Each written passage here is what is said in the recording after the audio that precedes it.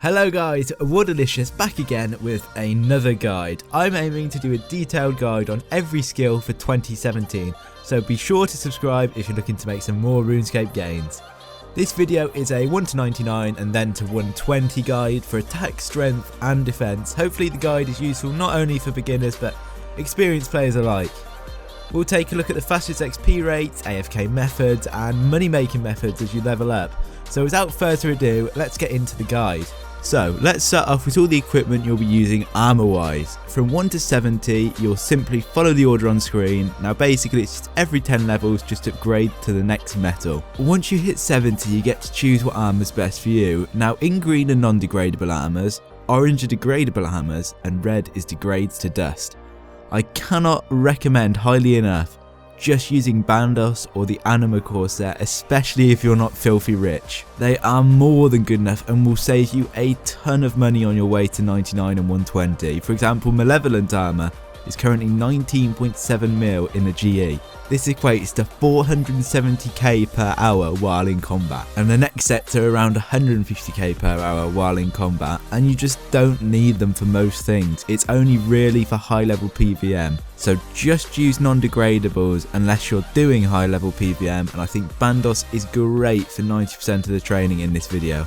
Next we move on to weapons. The first 70 levels are the exact same as the armor levels, just upgrade every 10 levels. And again, once you get to 70, this is where your options open up. A whip will do you just fine till 75, and then you can upgrade it to a vine whip if you want to carry on using it.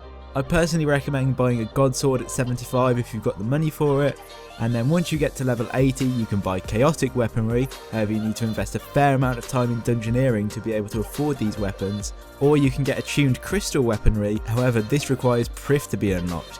If you don't have either of these, then you can use your god sword or vine whip all the way up to 85. If you don't have a huge amount of GP at this point, buy the Blade of Nymora and Averis, as this gives you tier 90 accuracy and tier 80 damage for under 3 million, which is an absolute bargain. Alternatively, if you're training where AoE abilities are effective, the attuned crystal halberd is great. To upgrade weapons further, you're going to need a big investment of money at this point. I recommend buying the Dragon Rider Lance as soon as you can, because although it's weaker than Drycor's damage wise, the AoE abilities allow you to gain much faster experience.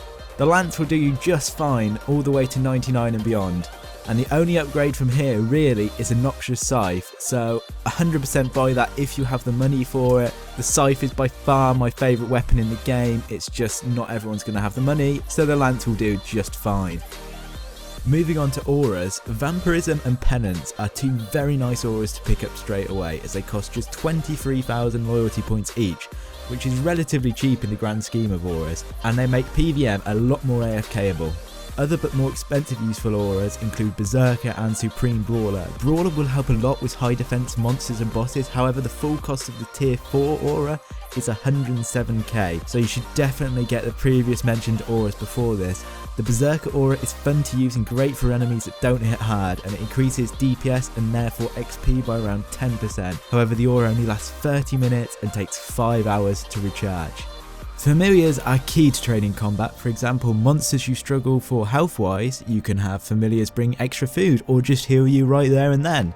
And at monsters where you want to increase your DPS, there's familiars for that as well. Beast of Burden familiars carry extra items for you.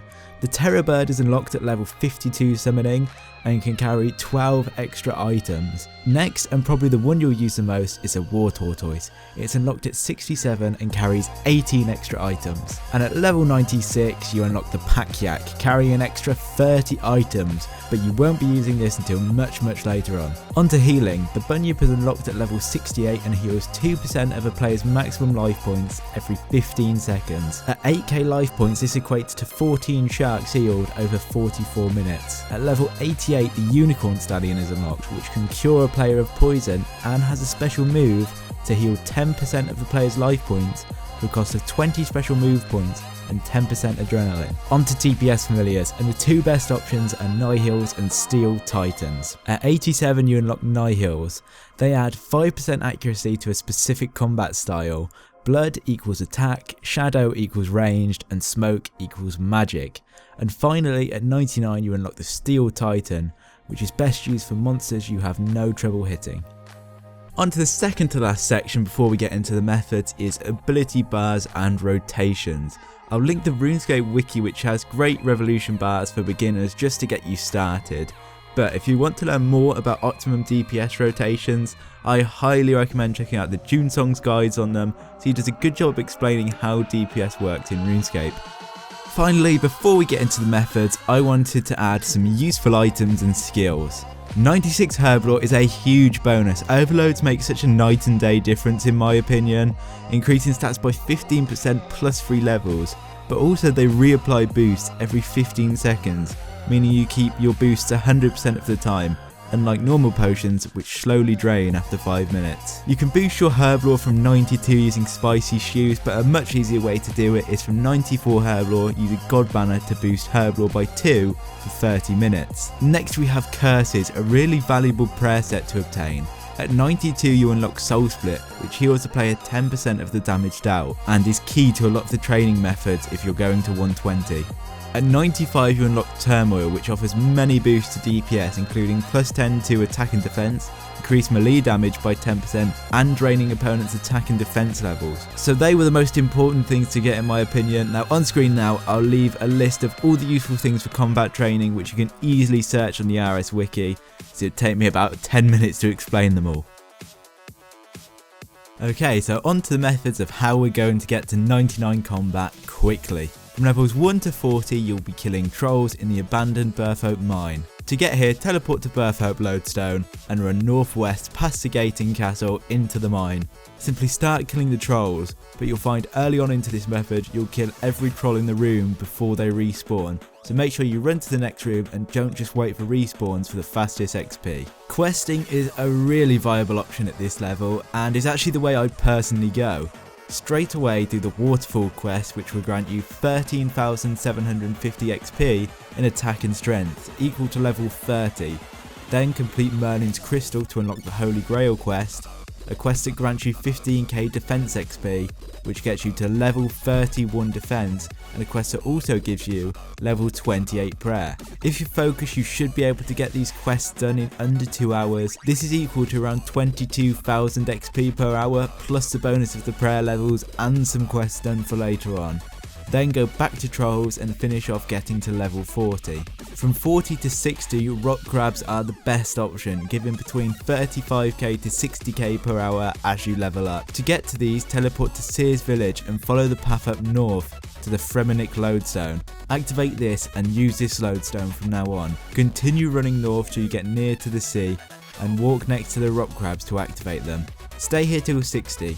At this level you could also train at Moss Giants, however I think rock crabs are by far the better option. Level 60. This is a perfect time to start Slayer. You can get tasks from Vanaka, I think I said that right, and should be able to do all of them with no difficulty. Slayer's in my opinion the best way to train combat stats. Although it's Slayer, it can break up what feels like an endless grind. Plus you'll be training an additional skill at the same time. So in the long run, you probably do save more time doing Slayer. So keep that in mind that from now on, you could always go and do a Slayer task just to change up a bit from the guide. It's not like you've got to, once you start Slayer, get all the way to 99. You can just do it to change up basically. From 60 to 70, you can alternatively go to Fire Giants. To get to them, teleport to the Karamja Lodestone and go slightly west till you see a guy called Sanin Botch. There's some pretty difficult names to say on RuneScape, so forgive me if I'm butchering them. Pay him 875 coins and you can enter the door he's guarding. Then follow the path I take on screen. There's a total of 4 fire giants here and they can hit you hard at a low level. So take a bunyip or a beast of burden with fooding if you have the summoning level. Also, if you're low on cash at this point, it's probably worth taking some runes to Alk there, as they can drop rune Skimadars, chain bodies and fire battle staffs, which do add up. Fire giants are weak to slash, so dragon swords or a whip are the way to go here. On to level 70, you'll be killing hillhounds in Taverley Dungeon. You need to have a dusty key on you. Most of you will already have this in your bank though. If not, just search on YouTube how to get the dusty key. I did it, there's tons of guides for it and it's a really quick and simple thing to do. To get to hellhounds, teleport to the Taverley Lodestone and then run south across the river and down the set of stairs in the ground. If you have 70 agility, you can take an immediate right through the pipe and save yourself some valuable time and emerge at the blue dragons. If not, follow the path I take on screen and use a dusty key on the door.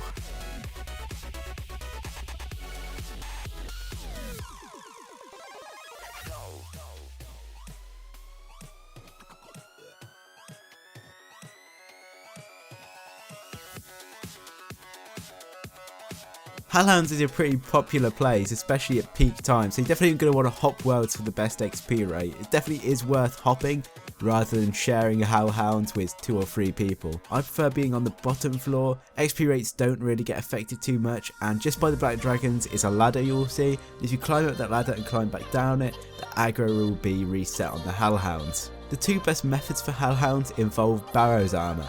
Darok's set being the fastest XP and Guffin's being slower XP but AFK. Both methods you want to be in legacy combat mode for. For Darok, simply get to below 25 life points, even lower if you can, as the Hellhound's max hit is 21 but with protect from melee on is halved. Try and stay as close to his HP as possible, as you should start being able to one-hit the Hellhounds. This method also requires constant attention, as if you look away you could quite easily get killed. Guffin's is really simple. Simply stand on the bottom floor next to as many Hellhounds as you can and go AFK. Guffin's healing ability should be able to sustain your HP for a good amount of time, and at higher levels infinitely. You should check back every few minutes on your health, and this method is virtually completely AFK. But when you're first starting this method at level 70, you may want to check back more frequently. As you can get hit more and do less DPS, you may not be able to do enough damage to sustain yourself. So, you've made it to level 80, congratulations. You're not halfway yet,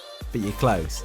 And for these methods, I seriously recommend looking back to the useful items tab and getting a few of them. The key ones are obviously overloads and curses, but Kinetic Cyclone is key to increasing XP for some of these methods. And also keep in mind that in just 5 levels time you're going to want to buy the Dragon Rider Lance if you can afford it, because this will speed up training tremendously compared to, like, say a Whip or a Dragon 2H. If you're low on cash and need to make some GP but also want to carry on training combat, Frost Dragons are your best friend. And there's no reason you can't train on Frost Dragons to 90 and beyond if you enjoy them. There is a little bit of a catch though. To access Frost Dragons, you need to have 85 Dungeoneering. I unfortunately don't have 85 Dungeoneering at the minute. Oops, hoping that will change during Double XP weekend. So Dan has kindly offered to record this part for me, and I'll put a link to his channel in the description if you guys are interested. He wanted a 30-second shout out in this video because of his massive ego, so if you could click the link and just go and dislike a number of his videos, that would be fantastic.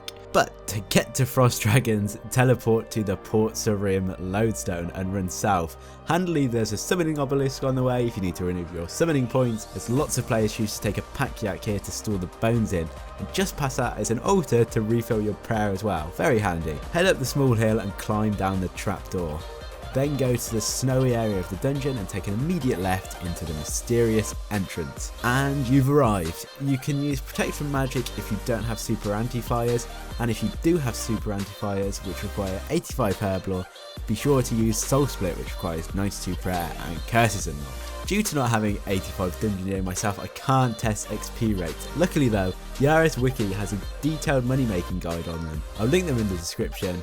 It also accurately estimates the current profit per hour, which is very handy as it accurately estimates the current dragon bone prices. Next up is the Abyss. To access this area you need to complete the Abyss mini quest. It takes like 5 minutes and is totally worth it. Also, you need to be using a weapon capable of AoE damage. 3 best options are Scythe, Lance and a tuned Crystal Halberd.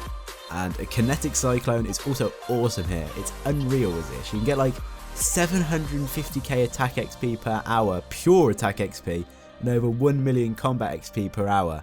It's crazy. This is probably the most AFK method, and also the method for the lowest requirements that yields the most experience. It's a crazy method basically is what I'm saying. So to get here, simply teleport to Edgefield Lodestone and go north into the Wildy.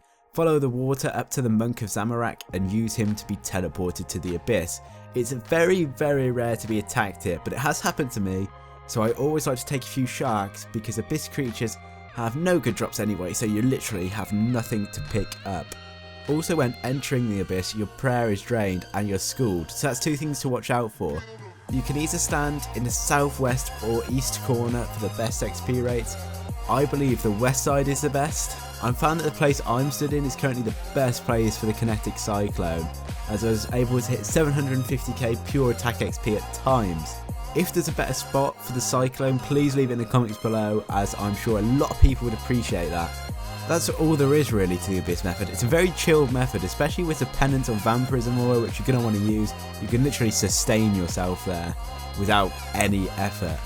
A few final tips for this method are, in this spot I'm currently stood in, which is in the southeast of the Abyss, you can escape combat long enough to hop worlds and tele out rather than waiting for the creatures to de-aggro. And finally, please watch out for Lauras when you're doing this method. While the outer circle of the Abyss is a safe zone and you can't get attacked in there, don't worry. As soon as you go into the middle bit, it's a PvP area and you'll likely still be schooled and at risk of losing all of your items.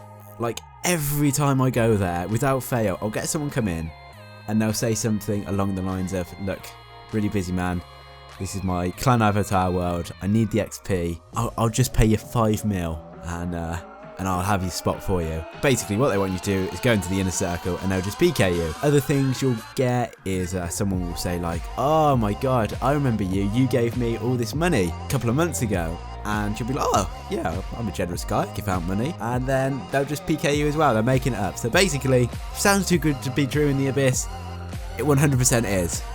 And if you are looking to escape, again, if you don't have a telly, just go to the spot I just showed you and hop worlds or telly, and you should be fine. Level 85 is a great time to start training on Wards Fiends, and is a good method if you don't have a cannon or kinetic cyclone. These are by far the best monsters to train on for XP and charms, as they drop 1 Crimson Charm 80% of the time. They're weak to range, not melee, but that doesn't stop them from being great to train on. The best place to kill them is in the Ancient Caverns, which require Barbarian training to be completed up to the Fire Making stage. But again, this is a very short and easy activity to complete, and as always, totally worth it. To get here, you can use the Ferocious Ring teleport straight to Corridor if you have it, and then just walk down the steps. But if you don't have one of these, just use a Games Necklace, teleport to the Barbarian Outpost, then run south onto the pier and jump into the Whirlpool. Just be aware you can't bring the Familiar through the Whirlpool, you have to dismiss them, although obviously you can bring the pouch and summon it once you're in there. At lower levels, a Bunyip's super useful to heal up, as they can hit you a fair bit. Use Soul Split if you have it unlocked, and if not, protect from magic and bring a decent amount of food. On to the last 3 training methods, all from level 90. First we've got Dark Beasts, which require 90 Slayer to kill and are located in the Mourner tunnels when not on a Slayer task, which does require Morning's End Part 2 to be partially completed to get a key to access the tunnels, although you do get this key very near the start of the quest. So Dark Beasts do have a fairly high requirement to do, but for some reason I find them really satisfying to kill and they're my favourite way to train. And they are good GP per hour as well. With the Kinetic Cyclone I was getting 600k pure strength XP per hour and 800k total XP per hour, which is amazing. And without the Cyclone was around 400k strength XP per hour. To get here, first grab your gear and a key called the New Key. And if you haven't completed Plague's End, bring full Mourner gear and a gas mask. Then teleport to Ardy and run west to West Ardy, take a right as you enter the gate and go down the trapdoor. Then follow the corridor and use your key on the gate. Walk right and you're at Dark Beasts. For the fastest XP you want to be using your AoE, melee weapon and cycle through your AoE abilities. Also use Protect from Magic, not Soul Split here. I have no idea why, but if you protect from magic, you literally take tiny, minuscule hits. It's really weird. So Protect from Magic is better than Soul Split. On to what is currently the fastest XP in the game after the Aerots patch, RIP, and it's Saradomin Encampment. You must have 83 Slayer here and 70 Agility, and you're going to want to have 90 plus combat stats, Soul Split available, and Overload for this method to be efficient. So to get here, you need to go to the God Wars dungeon first, This is slightly north of Trollheim. If you completed Edgar's Ruse quest, you can teleport to Trollheim, which saves a few minutes, and it's where I'll be running from. And if you completed the Almighty Fool quest, you'll be teleported to just after the boulder by the God Wars dungeon entrance. So once at Trollheim, follow the path I take using the agility shortcut. Pass the boulder and go down the stairs into the dungeon. Then in the southeast corner, you'll find the Saradomin encampment. When you start training, make sure you don't have any Saradomin equipment on, and everything in the room will turn aggroed. Once in here, you want to move around the room and hit as many enemies as possible with your AoE abilities. I like to target groups of spiritual mages and rangers when they bunch together because they stand statically, but warriors will follow you around, so you can get a ton of enemies bunched up together this way.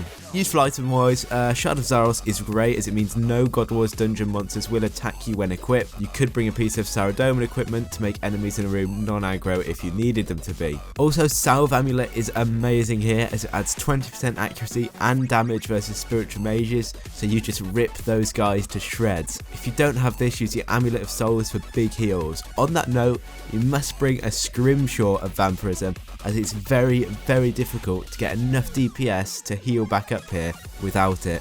And auras wise, Vampirism Aura as well as the Scrimshaw is a bit overkill in my opinion, so I tend to go for Penance Aura whenever available to save on prayer parts, and if not, Supreme Brawler. The good thing about this method is you can make decent GP per hour here.